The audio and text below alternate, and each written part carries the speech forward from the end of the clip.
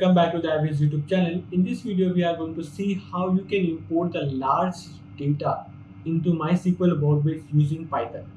So if you see, I have a large data. So I have around 1,53,871 record.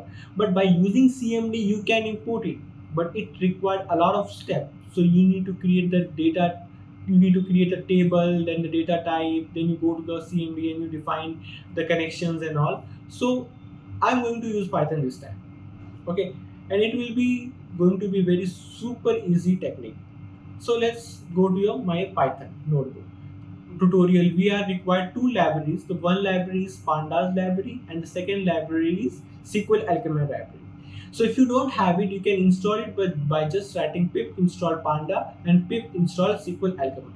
So I am going to use import pandas as PD from SQLAlchemy import create engine. So this create engine will help me to connect with my SQL. Then I am saying df data frame equal to pd dot read csv file. So the order file which I am going to import is in the csv file, order file. So I am going to copy this path, copy the path, open bracket, paste over here. But one more thing you need to understand over here. You can import JSON file as well or Excel file as well. Both can work. So we can import the data if you have in JSON file as well as the Excel file. But just you need to replace the CSV in the Excel. Okay, CSV file. Then I'm using R for the backslashes. Then I'm saying engine. Engine equal to create engine, which I have just imported. Now in the create engine, I am saying MySQL plus MySQL connector. So this will help you to connect with your MySQL. Semicolon and then what? Then double slash. After giving the double slash, you need to mention your username, password, your host number. So where did you get from? So go to your MySQL. So these are the connections available in your MySQL workbench. So I want to import that file, the order file, into this particular connection. So I'll go here, right click and click on the edit connections. Now once I have this edit connection, you can see your host name, port number, username. So I'm going to copy my username, copy and paste over here. And then I'm saying what is the password. So write the password which you have saved, which will connect your MySQL with your Python. So I'm going to write the password, which is my password is the password.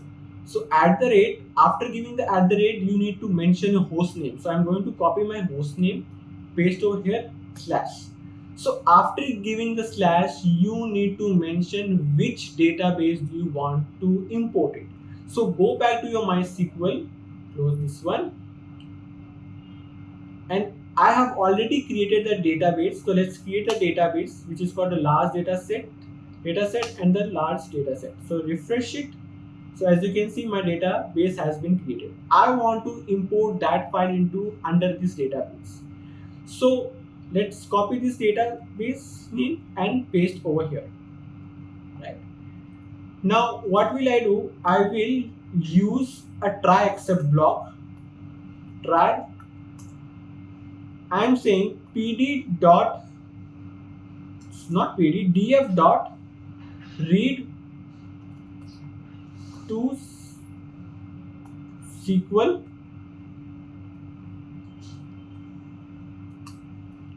Now I'm saying I'm going to use the try except block. So try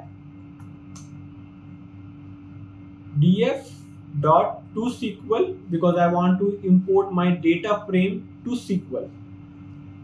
Open bracket. Then you need to write the table name, whatever table name that you want to give your table. So I am saying my table name is orders table.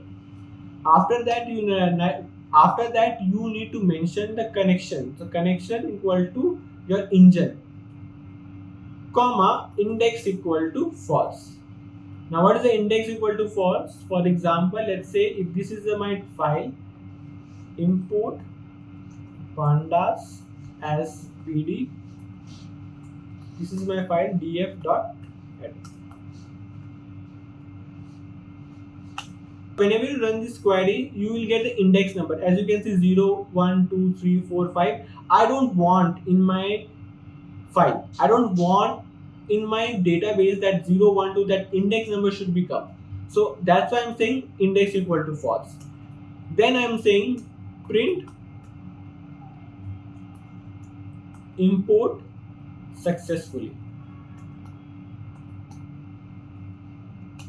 Otherwise, accept exception as e, print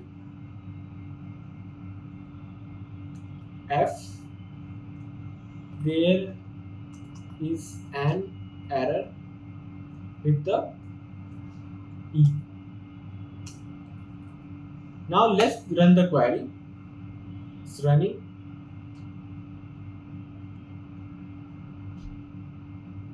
So it will take around 20 to 25 seconds to run the query, because what Pandas is doing for you, it will convert the data frame into your local machine file.